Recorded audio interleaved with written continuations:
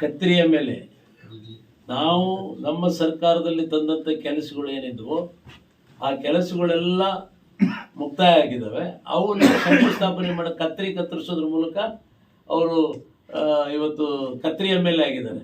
ತಂದಿದ್ದಂತೂ 0, ಏನು ತಂದಿಲ್ಲ ತಾಲೂಕಿಗೆ. ಅವರು ನಾವು ಮಾಡಿದಂಥ ನೀರಾವರಿ ಯೋಜನೆಗಳು, ನಾವು ತಂದಂಥ ರಸ್ತೆಗಳು, ಮೂಲಭೂತ ಸೌಕರ್ಯಗಳು,